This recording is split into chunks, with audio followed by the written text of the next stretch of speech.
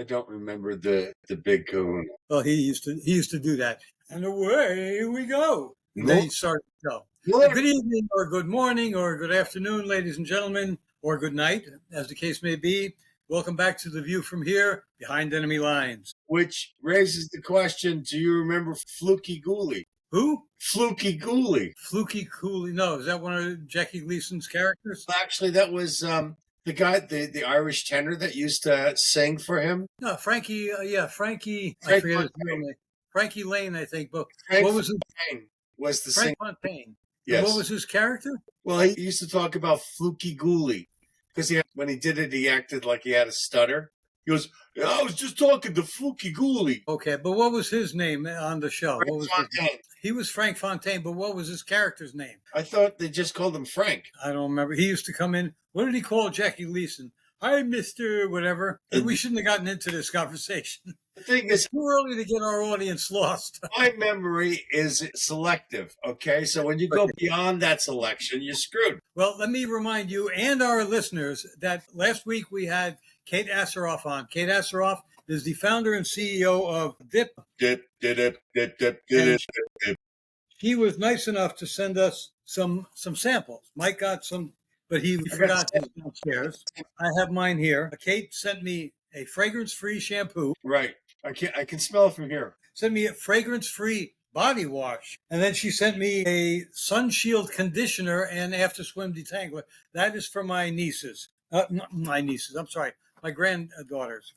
And she also sent me, you mentioned this scent, tobacco and driftwood shampoo, color safe. I think she sent me the same package. And I got a conditioner and after swim detangler, tobacco and driftwood, also for my granddaughters. I did. That was very nice of Kate because this is not a cheap gift she sent us. No, it's not. And I did buy my own bar, which was Sage, and it was fantastic. Yeah, I haven't been able to get up to Summit yet. I was going to go up there to get the detanglers for my granddaughter, and now I want to see what else they have.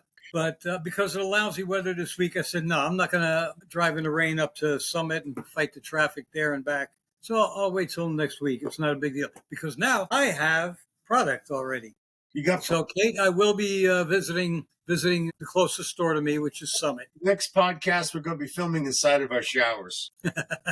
For all you lucky ladies. Anyway, well, I want to thank Kate for the gifts. We want to thank Kate for the gifts. That was very generous of you.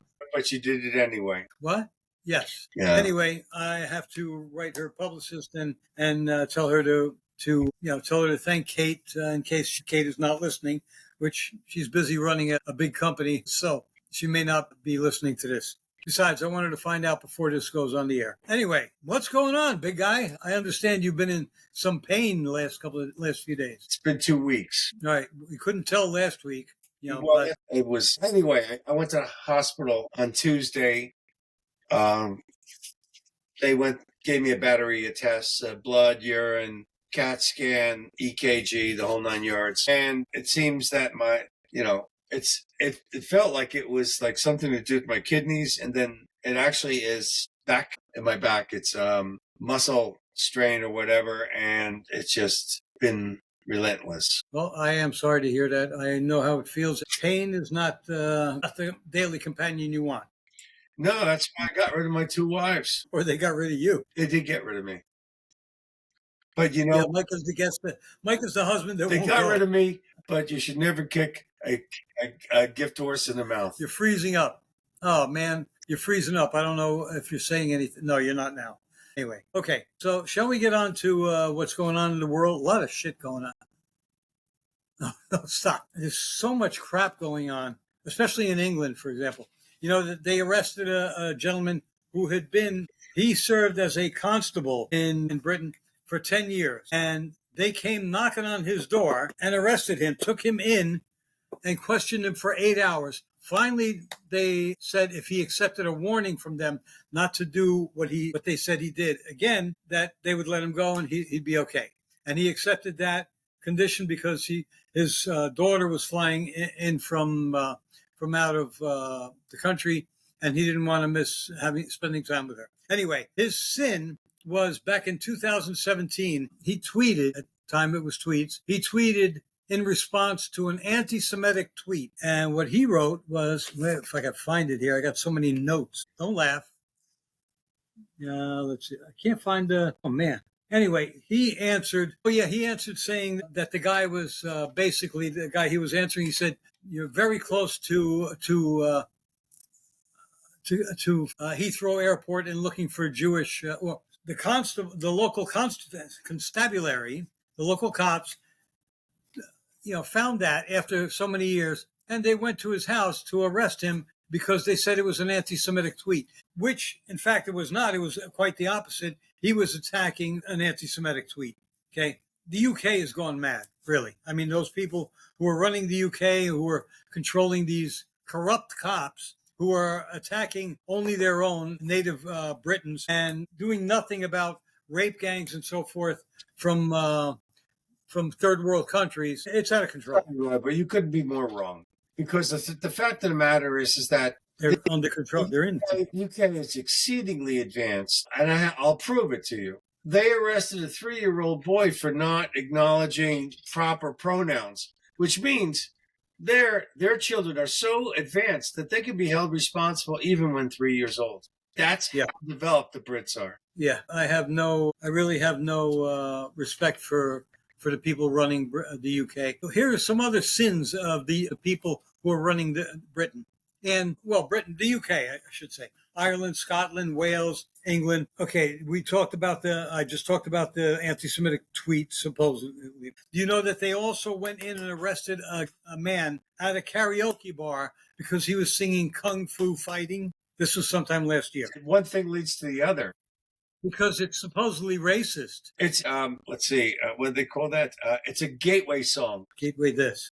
They also arrested a woman who was outside of an abortion clinic across the street praying to herself.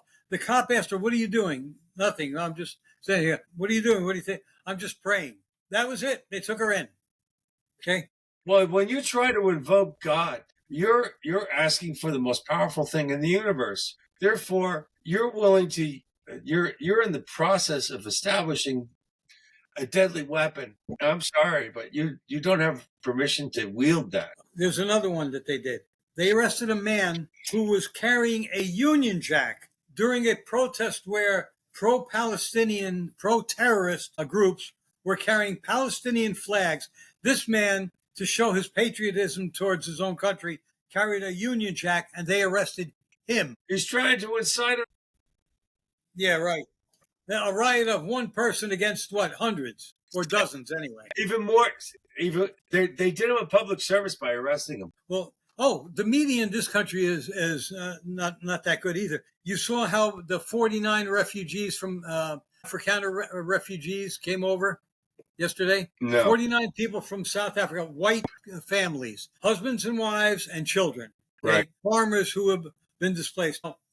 What happened was they fled and they have refugee status because they are fearful for their lives, because every year, the last few years, approximately 60 that we know of, white farmers have been killed. They go in, kill them, take their lands. What's going to happen eventually is all these farmers who are smart enough to get out before they get killed, there's going to be no people who knows how to farm anymore. These people, their families have been here 400 years. That's when the Boers first went into South Africa. And I found out, I did not know this till yesterday, that the majority of the blacks in South Africa today have come from other areas since South Africa stopped being an apartheid state and was taken over by blacks. Okay. So blacks from other countries have descended into South Africa, and they are taking over. What's going to happen to them is the same thing that happened to Rhodesia. Rhodesia used to be very prosperous, had a lot of farms and so forth. They killed and drove away the white Rhodesians after they took over. And all of a sudden, a country that was exporting foods could not make enough food to support itself. Same thing I predict is going to happen in South Africa. Okay, it happens in every country that they kick out the colonizers. The whites have gone in, they built something, then they get kicked out, and all of a sudden, apparently, I think it's 15 of the poorest countries in the world are on the continent of Africa. and they are all run by black Africans. Well, of course, they're Not Africans like Musk, white Africans. yeah. Africans do run Africa. You got that one right. You talk about blacks. You trying They to run it, yeah, black Africans who are running everything into the ground. Oh, and did you see that? Do you remember that skinny bitch who insulted President Trump and Vice President Vance about trans people and illegals and so forth at the mass a couple of months ago? the pseudo priestess? Yeah, she runs the Episcopal Church, I guess, because she runs the Episcopal Church is running a refugee program. Hard of hearing. Did you say she pissed on the church? She probably has. Okay, go ahead. Anyway, so they have been running a refugee program for years, all right? And they've been helping illegals evade capture. But that's not refugee. Wait. Because these white Africans, 49 of them arrived, family people, no people who are who are of military age who are single. No, we're talking family units. They arrived. This bitch has said that the Episcopalian Church, whatever they call themselves, the pissed off church, is stopping their refugee program. They're no longer going to participate. Same shit with the Catholic charities. I'm embarrassed to have been raised a Catholic because those assholes at Catholic charities are getting out of the refugee business only because we brought in 49 white people.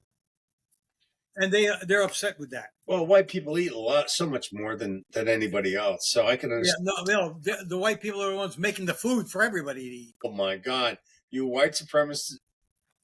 No, I'm not a white supremacist. I am a fucking racist, I suppose, for saying that, but I'm not a white supremacist. Fuck you, whoever says I'm a racist. Up your asses. I'm a racist because I love black people. Yeah, you are a racist if you don't like black people. You're a racist if you say you like them. Here's another one that I heard.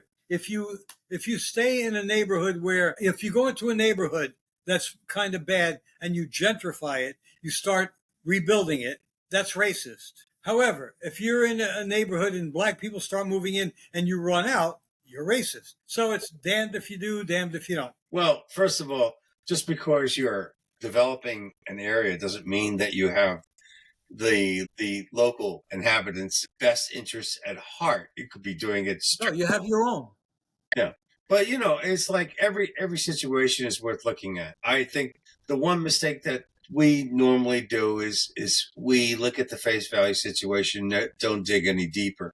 That's the reason why the Democratic Party got so many people to swing their way, because they make a single statement and all of a sudden that would ignite the imagination of all of these lemmings that would just basically jump off the bridge and just to go ahead and, be part of the crew. It's just, I don't know. I don't even know where that was going. I just found that quote, by the way, by the guy who was arrested.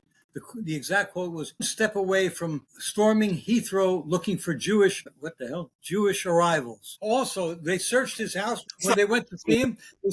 Get this. They searched his house and they found a book by Nigel Farage and they found other books that were pro-Brexit. Okay. Now, mind you, the majority of the British public voted for Brexit.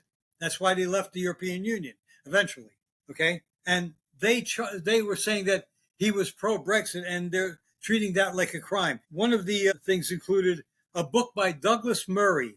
Douglas Murray is the nicest guy. I mean, he is a centrist. He's not really a radical.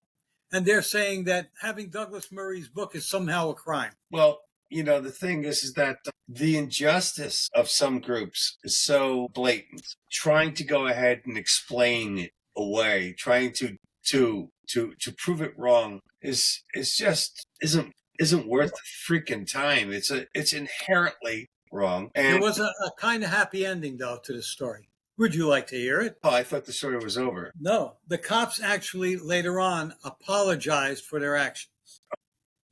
So I guess the warning is no longer in effect either. Afterwards, after I beat the shit out of him, I put one of those little chocolate. No, after it was made public and they were found out, they apologized. Well, scumbags. Well, if this one isn't getting a G rating to show. Regardless of the reason why they apologized, the fact of the matter is that they did apologize means that They knew they were wrong. No, more than that. It means that the state of the country is not so polarized that they didn't have to. You know what I mean? It's like, in other words, it's like with the Nazis, right? The Nazis used to go ahead and do dirty shit, but they used to hide it. Why?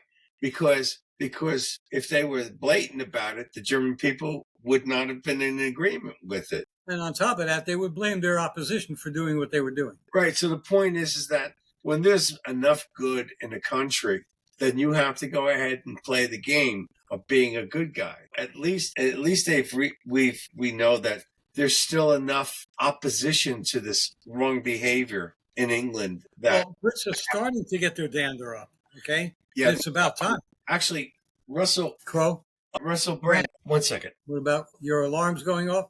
Let me pause this recording till you get back. God damn it. I can do that.